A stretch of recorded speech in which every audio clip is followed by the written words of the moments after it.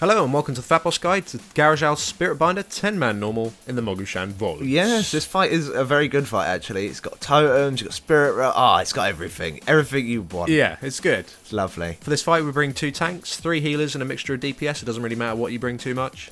And it's a 2-phase fight. Yes. And to start off we're going to talk about the main ability of the boss, which is Voodoo Dolls. This will apply a debuff to a tank and 2 other random players that links the damage by these targets, forcing 70% of the damage that is received by that player to also be affected to other players with Voodoo Doll. So that does sound quite complicated, but basically if the tank takes 100k, the other 2 will take 70k. Whatever, that's how it works, pretty simple. And there's nothing you can do about this, all you have to do is heal it, and that's the main thing of the fight. And when the tanks, if you are taking a lot of damage, cooldowns really help this ability. Yeah, it really Big does time.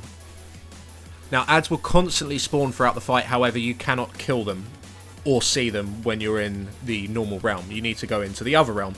So it works pretty much the same as Valiono, Feralion for Bastia Twilight. Yeah, pretty exactly. Simple. And these adds, they'll constantly damage the raid, and you need to deal with them to minimise the amount of damage that's going on the raid. To enter the other world, you must be standing underneath these spirit totems that will randomly spawn somewhere in the encounter area. Once you kill the totem and you're stood underneath it, you'll be taken in there.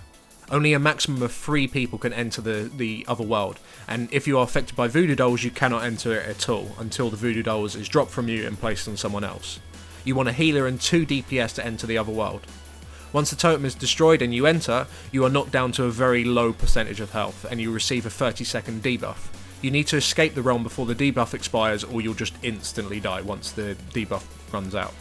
The only way you can escape is by being healed to maximum health. Once you get full health, you'll receive an extra action button. Hit that and you'll be taken back outside. Now in the 30 seconds that you are inside, you want to kill as many of the little shadowy minions as possible. They deal damage to the people inside as well as outside, but it is like a very small amount. It's a pathetic amount. Yeah, so you can easily out-heal it. However, if there's 100 of them, it turns into quite a big amount. So you've got to make sure that you stay on top of them. Now, when a player is also healed out inside the other realm, not only do they gain the ability to leave once they're on maximum health, but they are also buffed. And this does vary from class and spec. So to keep it simple, healers gain a shit ton of mana, and DPS gain a lot more DPS.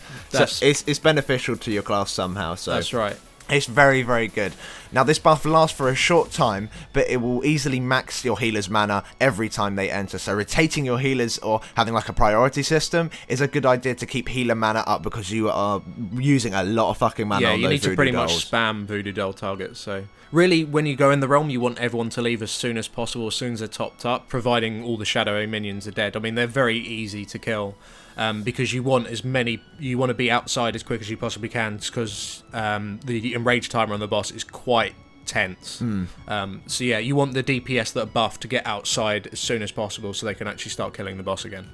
You want to try your very best to rotate the DPS as much as possible inside there, so it's a lot easier, because you want as many buff people hitting the boss. And it is essential that the healers rotate, because mana does become a problem. Yeah. Now, on top of this, Gara'jal will occasionally banish your tank, and this will send him into the other world with the shadowy minions, so you don't need the totem, but this will just send you straight in.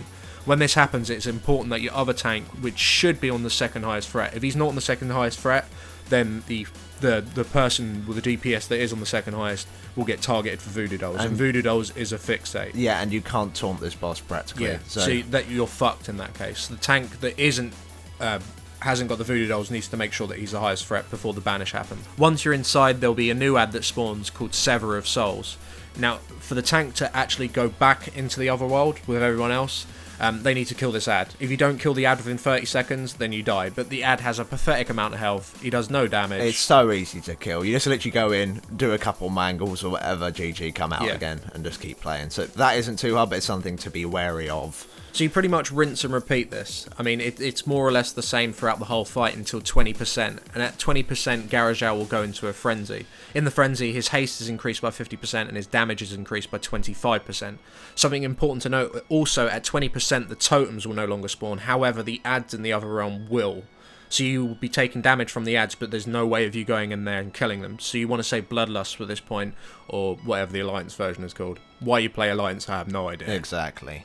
So before the 20% mark, you kind of need to make sure that you're prepared for the frenzy. So the last people that go into the totem at around the 25-30% mark, they need to make sure that they go in there and really clean up the shop. You want to make sure you go in there and kill as many ads as possible. I mean, you might even want to stay in there for the full 30 seconds just to make sure they are all completely dead. And then as soon as you get out, bloodlust and nuke the living shit out of the boss. Simple as that. And that's practically it. Like, as long as you can like do the shadow totems properly, that's the only really difficult part of the fight to get your head around. It's all about rotating the DPS and rotating the healers, and make sure you do send a healer in. And don't get too fixated on your priority system, because it will be interrupted by voodoo dolls. Yeah, and voodoo dolls is completely random. It will fuck up your rotations. So just need to be very quick at communicating with each other, and it should just be fine. Flexible. You'll be fine. So that's pretty much it. If this guide did help you, please do drop us a like. It does help us out significantly. And make sure to comment, rate, and subscribe. And if you'd like to see more 10-man raid guides, then please do click up on your screen now on the annotations, and it'll take you straight to that video. Lovely. Thanks for watching. Thank you.